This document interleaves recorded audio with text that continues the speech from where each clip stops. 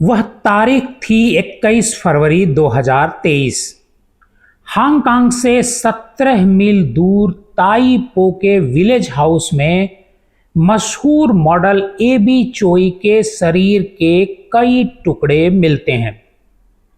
जब पुलिस घर में दाखिल हुई तो फर्श शरीर के चिथड़ों और खून से लथपथ पड़ा था, जहां खड़े रह पाना भी मुश्किल था। सड़न की बदबू घर में हर तरफ थी। फिर जो पुलिस ने भयावह मंजर देखा, वो देखकर हर कोई सिहर उठा। शरीर के टुकड़ों को बड़े बड़े स्टेनलेस स्टील के बर्तनों में पकाया गया था। जब सूप से भरे एक बर्तन की जांच की गई तो उसमें एबी चोई का सिर था। आगे जब घर का फ्रिज खोला गया तो उसमें पैर और पसलियां मिली। खून जम चुका था लेकिन मांस ताजा था, जबकि धड़ और हाथों का कोई नामो निशान नहीं मिला। शरीर के पूरे अंग न मिलने पर एबी के अंतिम संस्कार के लिए भी 4 महीने तक परिवार वालों को इंतजार करना पड़ा, जबकि उनका धड़ और हाथ आज भी नहीं मिल सके हैं। इस बीभत्स हाई प्रोफाइल हत्याकांड ने दुनिया भर की नजरें अपनी ओर खींच ली, लेकिन हर किसी का सवाल था कि महज 28 साल की सुपर मॉडल की किसी से ऐसी क्या दुश्मनी रही होगी जो उनके साथ ये बर्बरता की गई।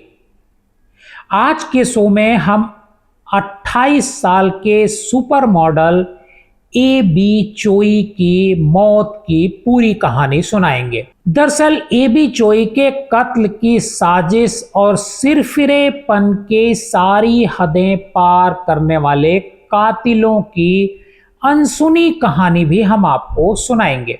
साल 1994 में एबी चोई का जन्म हांगकांग के एक आम परिवार में हुआ था। उनका असली नाम चोई टिन फंग था, जो मॉडलिंग की दुनिया में आकर बदला गया। बचपन से ही एबी का झुकाव ग्लैमरस वर्ल्ड की तरफ था। टीन एज में सोशल मीडिया के जरिए वो अपना टैलेंट दुनिया को दिखाने लगी थी। समय के साथ सोशल मीडिया पर उनके फॉलोअर्स की संख्या में इजाफा होने लगा। देखने में किसी गुड़िया की तरह दिखने वाली चोई के बढ़ते समय के साथ लाखों फॉलोअर्स हो गए। इंस्टाग्राम पर एबी के 1,58,000 फॉलोअर थे। चोई ने अपनी खूबसूरती और क्रिएटिविटी के जरिए बतौर इन्फ्लुएंसर हांगकांग में एक पहचान बनानी शुरू कर दी। पॉपुलैरिटी बढ़ने लगी तो उन्हें मॉडलिंग के भी ऑफर मिलने लगे।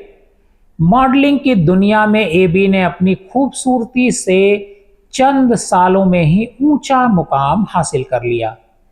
पेरिस फैशन वीक से लेकर मशहूर इंटरनेशनल मैगजीन एले हार्पर बाजार और वाक के कवर पेज पर भी उन्हें जगह मिलने लगी। बढ़ती कामयाबी के साथ एबी की शोहरत भी बढ़ने लगी थी। उन्होंने हांगकांग के कई पॉश इलाके की बड़ी प्रॉपर्टी अपने नाम की थी। 18 की उम्र में ही एबी 100 हांगकांग मिलियन डॉलर मतलब 107 करोड़ रुपए की मालकिन हो गई थी। 18 साल की एबी ने 2012 में एलेक्स क्वांग से शादी की थी।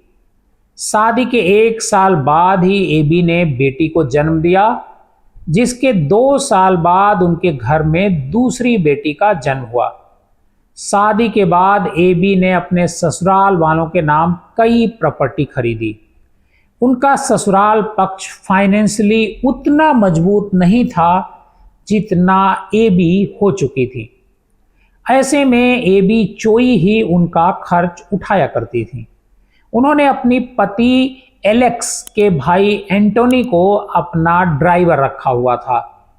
एबी ने अपने ससुर क्वांग काओ के नाम पर हांगकांग के सबसे मशहूर इलाके कोलुन टोंग के कदूर हिल में एक लग्जरी अपार्टमेंट खरीदा था। इस इलाके में शहर भर के सबसे रईस लोग रहा करते थे। 3 साल की शादी के बाद चोई की मुलाकात हांगकांग के मशहूर बिजनेसमैन क्रिस टैम फूंग चुन से होती है, जिनके पिता मशहूर रेस्टोरेंट चैन तमजाई यूनान मिक्सियन के मालिक थे।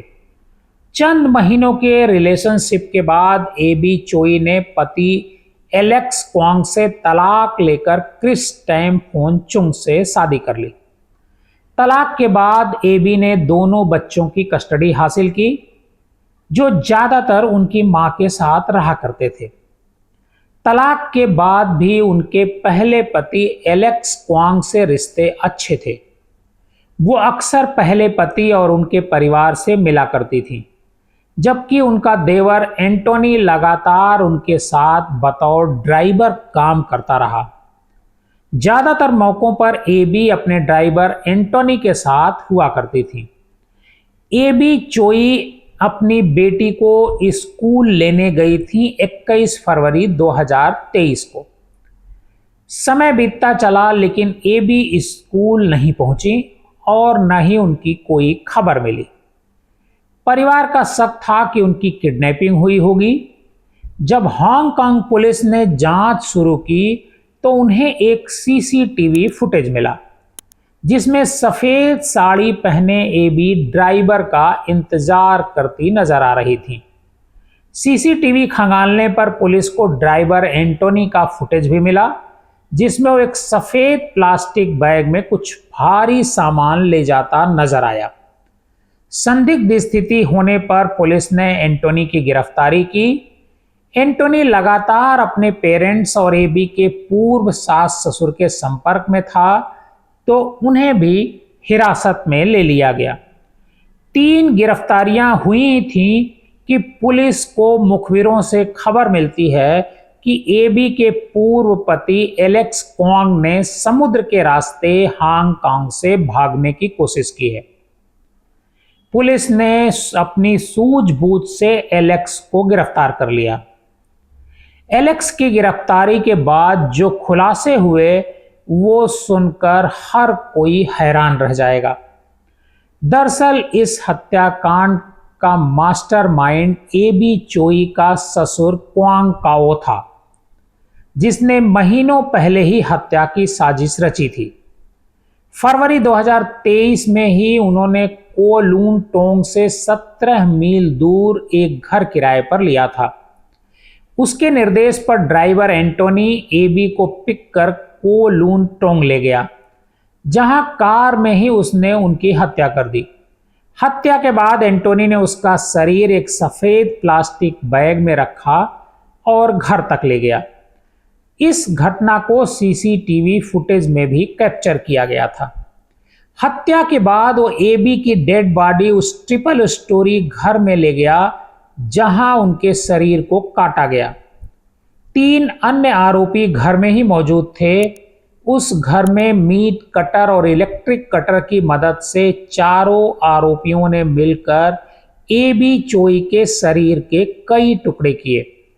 शरीर के हर हिस्से को छोटे छोटे टुकड़ों में काटने के बाद उन्होंने कई अंगों को पकाना शुरू किया, जबकि बचे कुचे अंगों को डिकम्पोज होने से बचाने के लिए फ्रिज में डाल दिया गया।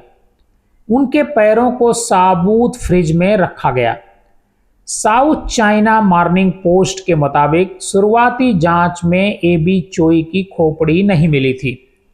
हालांकि डिटेल जांच में पाया गया कि उनकी खोपड़ी सूप के साथ पका दी गई थी। शरीर काटने के लिए उन लोगों ने कई अलग अलग हथियार इस्तेमाल किए थे, जिन्हें गांव की अलग अलग लोकेशन में छिपाया गया था। हत्या के महज 1 हफ्ते के अंदर यानी 27 फरवरी को हांगकांग पुलिस ने सभी जो आरोपी थे उनको पकड़ लिया और उन पर मर्डर के चार्ज लगाए। फिलहाल ये मामला कोर्ट में था। अब सवाल ये उठता है कि आखिर एबी चोई की हत्या क्यों की गई। दरअसल एबी चोई ने साल 2019 में कोलून टोंग में एक लग्जरी अपार्टमेंट खरीदा था।